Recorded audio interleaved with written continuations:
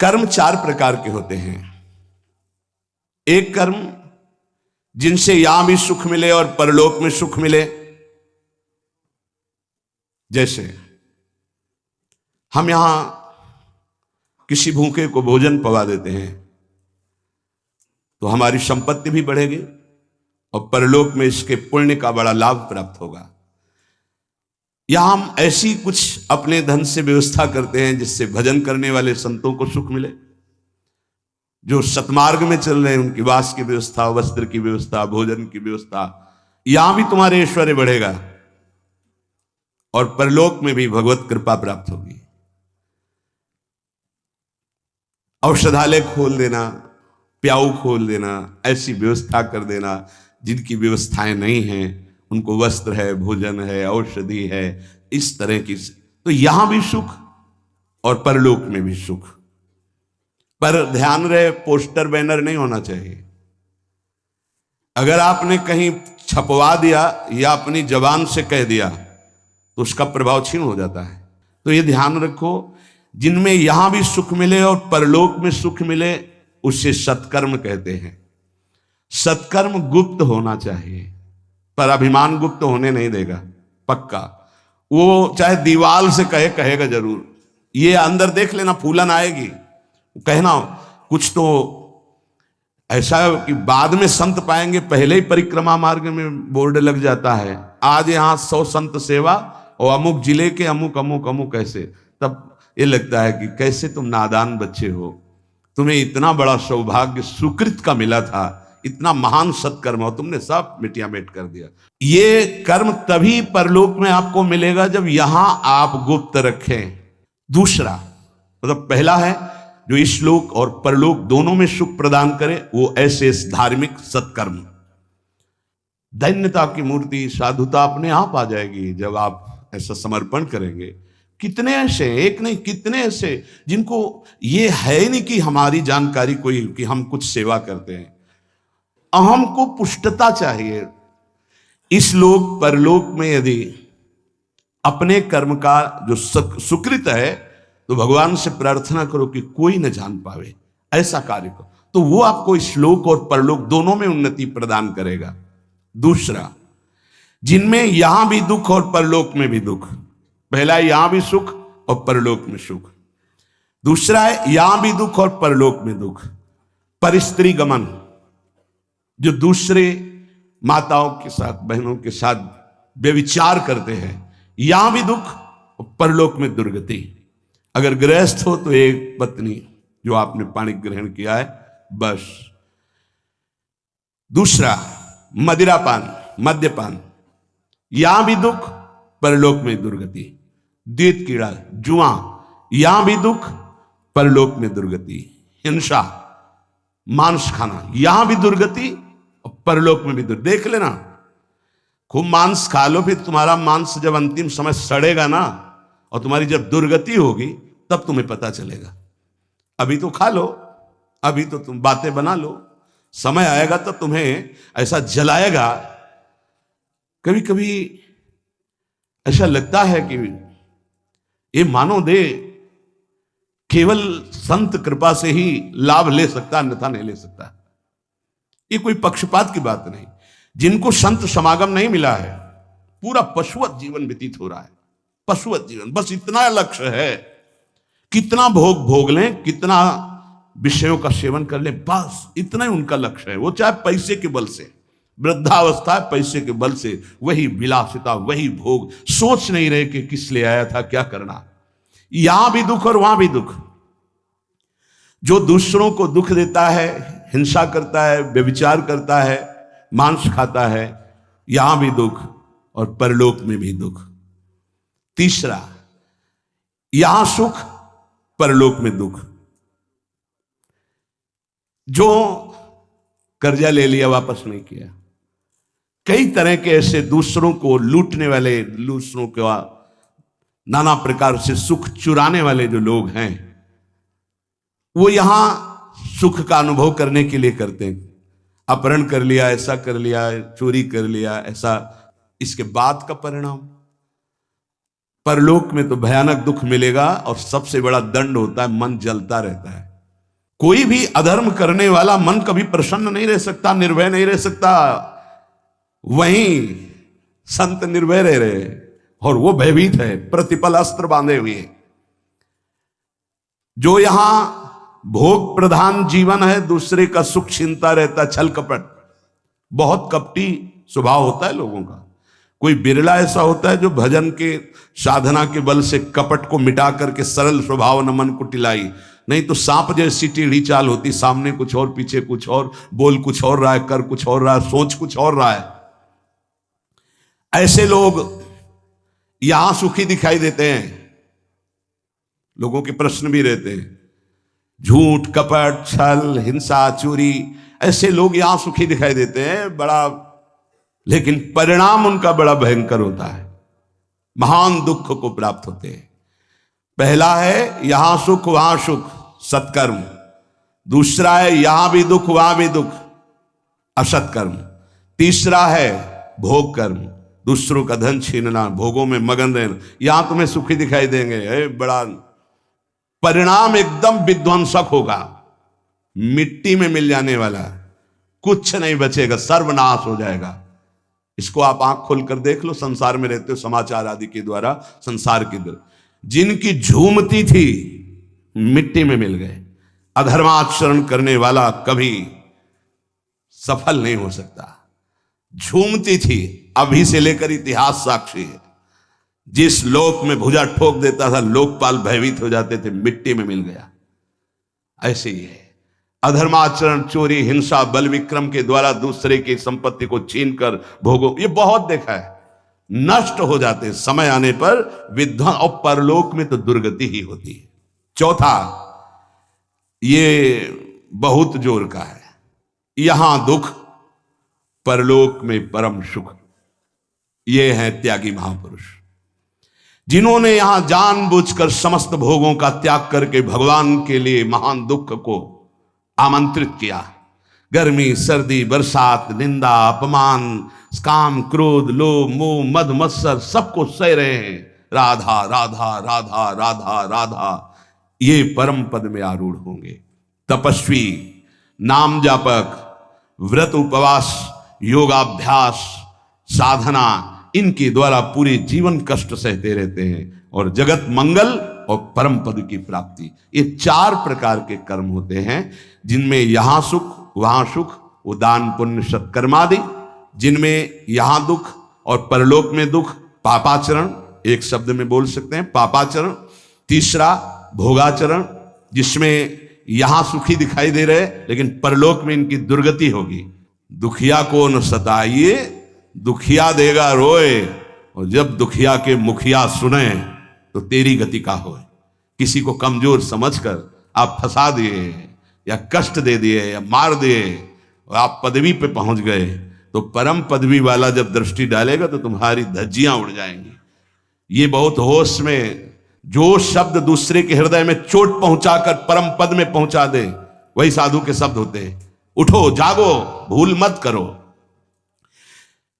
अगर यहां तुम सुखी होने के लिए अधर्माचरण से धन ले लेते हो, चाहे जो हो, तो परिणाम में तुम्हें बड़ा भयंकर दुख भोगना पड़ेगा। इसलिए हम प्रार्थना करते हैं, अंदर की हालत को मजबूत करना है तो दुखियों को मत सताना, निर्दोषों को दंड मत देना, पैसे के लिए किसी को गलत मत फंसाना। नहीं, चाहे जितना बड़ा अधिकार आपको मिला हो, वो अधिकार भी एक समय का है, इसके बाद नहीं, फिर तुम्हें जो कर्म का दंड मिलेगा वो भोगना पड़ेगा।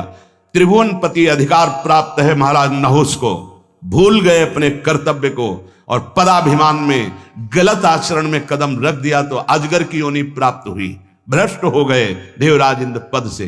कोई भी पद अगर आप गलत आचरण करोगे तो समय पर जब दंड देगा, पद भी छिन जाएगा, सुख भी छिन जाएगा, परिणाम महान हानिकारक दुख कारक होगा।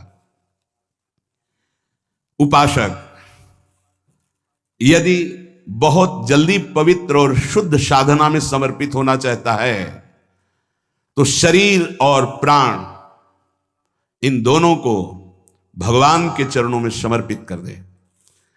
हमारी अब जिम्मेवारी खत्म, समर्पित। तो समर्पण भी हमें नहीं आता ना, कैसे समर्पित करें, इसीलिए गुरु रूप में भगवान पधारते हैं।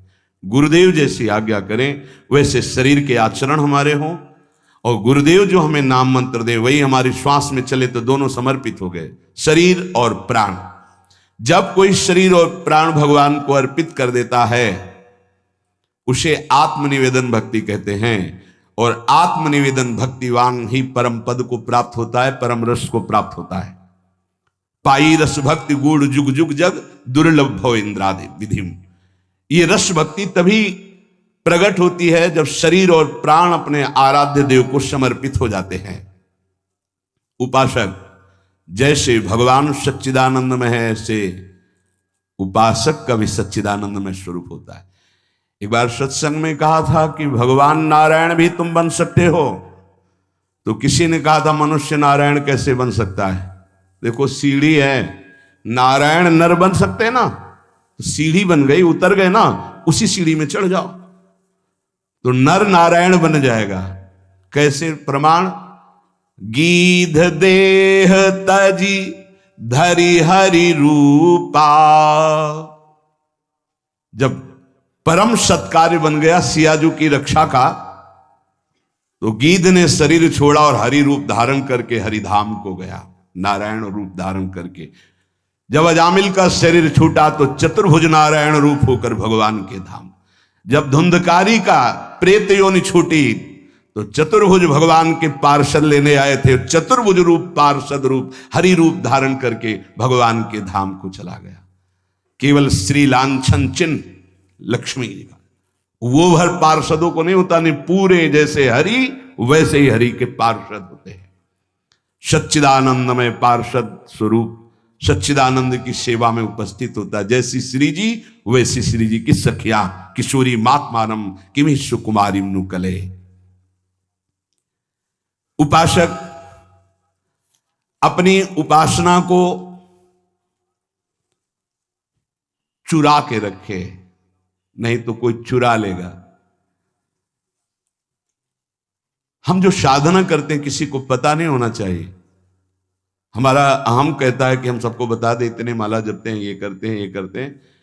पूज्य पादुड़िया बाबा कह रहे हैं उपासक अपनी उपासना को चुरा के रखना, ये चुराने की वस्तु है, छुपाने की। कोई जाने ना आप किस कोटि के, जैसे समुद्र की कोई था नहीं ले सकता, ऐसे उपासक की कोई था नहीं ले सकता। सेवा में तुलसी दल 7 दिन तक प्रयोग किया जा सकता है, एक दिन उतार के 7 दिन तक वो बासी नहीं माना जाएगा। बिल्व पत्र 5 दिन तक, कमल पुष्प 3 दिन तक, और अन्य पुष्प 1 दिन। आज उतारा आज ही लगाए, आज उतारे हुए कल नहीं चढ़ाए जा सकते। केवल कमल पुष्प 3 दिन तक। अगर अन्य पुष्प हैं और आज उतार कर कल चढ़ाते हैं तो वो बासी माने जाएंगे, वो श्री जी की सेवा में नहीं आएंगे। उपासक सदैव सतयुग में रहता है।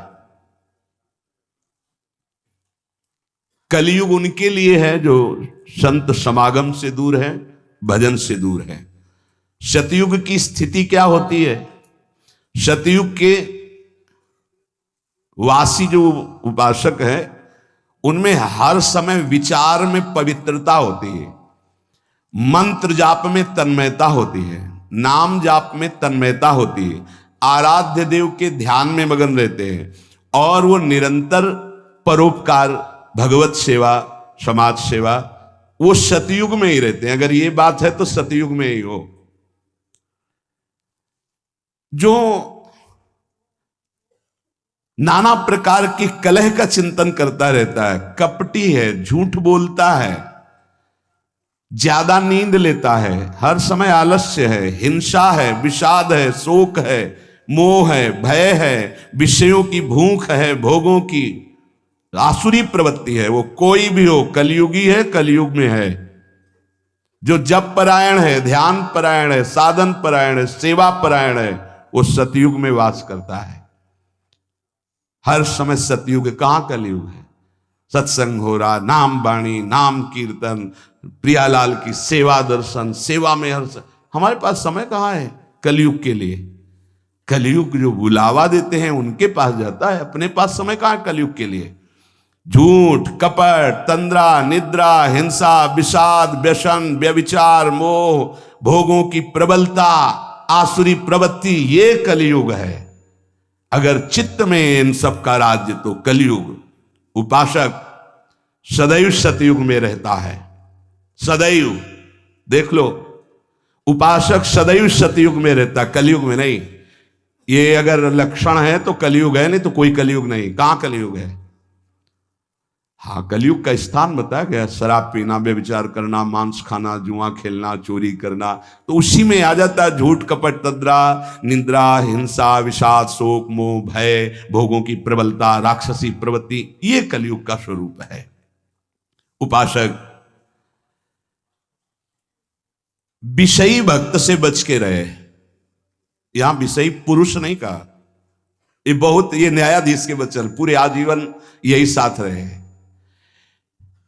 विषयी पुरुष से तो हम समझते हैं कि विषयी पुरुष है, पर यहां कह रहे हैं विषयी भक्त से बच के रहे। भक्ति का बाना है और विषय सेवन का अंदर से स्वाद है, तो हम बाना भेष से, हम उद्देश्य से संत मानते हैं। उद्देश्य तुम्हारा भगवत प्राप्ति भजन है तो हमारे मित्र हो, और उद्देश्य नहीं है तो बच के रहना। यहां कह रहे हैं उपासक विषयी भक्त से बच के रहे, क्योंकि हमारी श्रद्धा होगी कि भगत है और विषयी है तो संसार का राग प्रकट हो जाएगा, जो राग हमारे भजन मार्ग में बहुत बाधा पैदा करेगा। क्योंकि ये राग और द्वेष सतमार्ग के लुटेरे हैं, श्री भगवान गीता जी में कह रहे हैं। जो भक्त विषयी है हमें उसका संग नहीं करना। क्यों? क्योंकि उसके संग से विषयों का राग प्रकट हो जाएगा। राग और द्वेष, भगवान कह रहे इंद्रियस्यार्थे राग द्वेषौ व्यवस्थितौ तयोर्नवशमागच्छेतौ हृस्य परिपंथिनौ। हे अर्जुन, इंद्री के प्रत्येक विषय में राग और द्वेष ये छुपे रहते हैं, अनुकूलता प्रतिकूलता। उपासक को ना अनुकूलता में ना प्रतिकूलता में, अर्थात ना राग में ना द्वेष में, दोनों में नहीं फंसना, क्योंकि ये दोनों इस मार्ग के लुटेरे हैं, खाली कर देते हैं, लूट लेते हैं।